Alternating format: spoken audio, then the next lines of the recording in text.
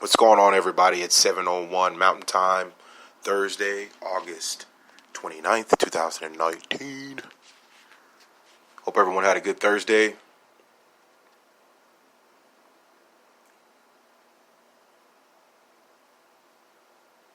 Man, listen, I've been through a roller coaster of life. Grew up an athlete playing sports. Kind of coached basketball for like maybe 11 seasons. This is my first year really dipping into football.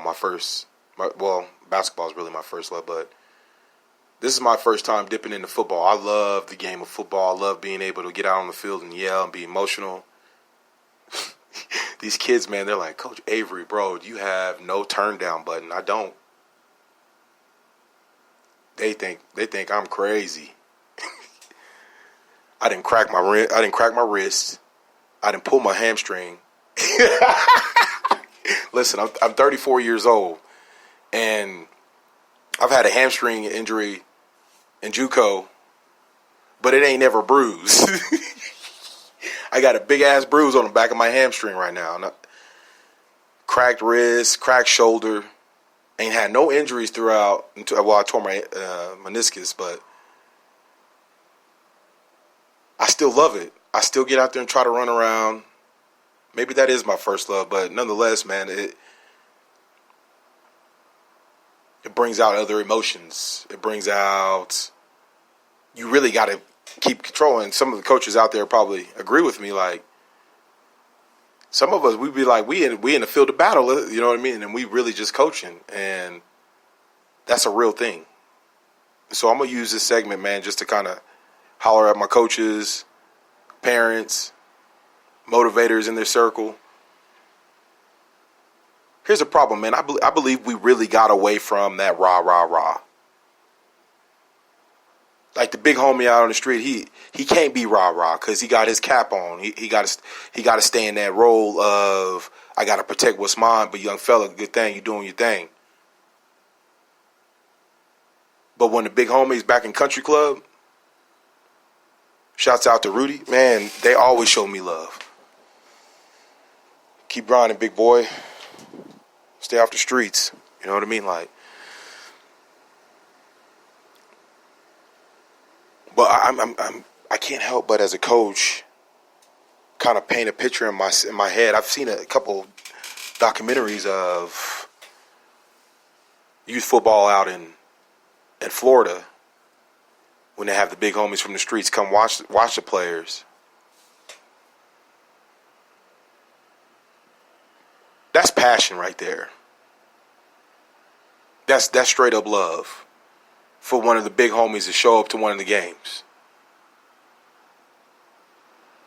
And I'm speaking from the perspective of a black man in America. Never mind the mayor being there.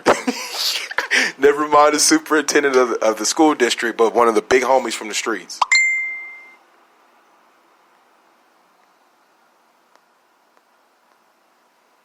And that's what it's like where I'm from in Oklahoma, southwest part of Oklahoma. And listen, I know what the black tribe culture has become, and I know I'm not the only person that, or an athlete, or an adult at this point actually thinking back. Like, there's a lot of us that will agree that we was always hyped when one of the big homies or some of the homies from hood would show up. Whatever hood it is, it don't matter, blood, crip, whatever. I know in some areas there be guns popping off. That shit old. I hope we don't see that this year, man. And it's up to us coaches and us parents. All that shit is old, y'all. Getting mad at the games because of a bad call and you a parent. That's old. We can't have that this football season. That means we are going nowhere if we having a repeat of the same shit. I'm telling you, we're gonna see some amazing things this year. I just have that feeling, and I believe on a 25-year trend, we're just going to see shit that we really can't fathom as far as an athlete. And that's the cycle and process that we have to take. And in order for us to get there, it takes us individually to know where we're at and what we're trying to do. So individually, if we know somebody that got that potential, we need to get behind them. Period. No F and buts about them. Doesn't matter if you don't like their mom or dad. Doesn't matter if you don't like the school and the coaches you go to. Get out and if a kid is good in your community, rep it. Go watch his game. Go buy one of his shirts. Because you know what? That money goes right back into the community. One day that kid's famous. You've got an autographed shirt. You've helped him become famous. You've helped him become a superstar because you got behind him. That energy alone, you don't even have to really be a everyday or a diehard. Just sharing energy with the kid at a pivotal point, that goes a long way, man. And I think we should, as coaches, remind some of the parents, the staff, and the student athletes that we need you to have every one of your parents to come out and support you. Not the school, not the other kid. First you.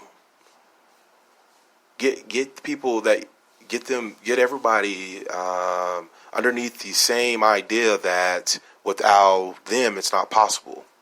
Without the parent it's not possible. I know growing up, my mom worked a lot of the times and was trying to finish up her high school education, so she went to night classes, and she missed out on a lot of my games. And looking back on it, it really has done a lot. It does a lot, and there's a lot of kids in the Black American tribe that can agree with that, that will agree with that. Having your parent there or someone in your corner, for me, it wasn't whenever the parent was there, but then after that, seeing one of the big homies there at the game, like that does a lot to a child's brain, people. I feel like moving forward as coaches, we really need to start talking in that direction of support. And with support and coaches, we need to all be on the same page. We all need to have the unilateral keywords like confidence, effort. Coaches and parents need to have those same keywords. It's just like commercial marketing. But what you're doing is you're raising a level of awareness by being on the same page.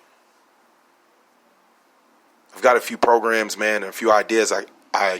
I'm gaining experience now with a great group of coaches at Weber Middle School. Great group of coaches. Great group of coaches. So building the experience is necessary. But how do you talk about this amongst adults, that have their own understanding of how to motivate a kid? I had the pleasure of going to a summit, strength and conditioning summit put on by Colorado State. I'm going to keep this name anonymous, but there's a belief out there. I can't remember the experiment, but I'll come up with it in my next podcast. I'll give you the name of the experiment, but it's basically a group of monkeys that are trapped in a room, and there's a banana hanging over a ladder. And each time that these monkeys try to climb the ladder, they get sprayed with water. So there's no intervention as far as verbal or anything. It's just spraying them with water is pain of disciplinary pain, pretty much, or uncomfort in a disciplinary action way. That's my theory, or what I took from it. But moving forward, they allow a monkey to come in while the other 4 monkeys are familiar with not climbing up the ladder. If you do, we'll get soaking wet with cold water. So the new monkey comes in, and the first thing he does is tries to climb the ladder and get the banana. And what they do is they pull that monkey down from getting the banana, and they whoop his ass, so he doesn't get up and try to get the banana. And this is a strength and conditioning coach at a university level. His mindset and his vision and theory of coaching.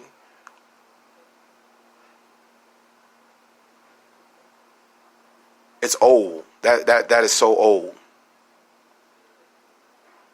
And I can't help but to apply, and this is me because I'm black in America. I can't help but to look at this like, bro, and you know what I mean. I look a little bit past that, and that might be a guard or a fear of a racist or a racist motivated way of trying to train athletes. Because most of these kids he's talking to are black,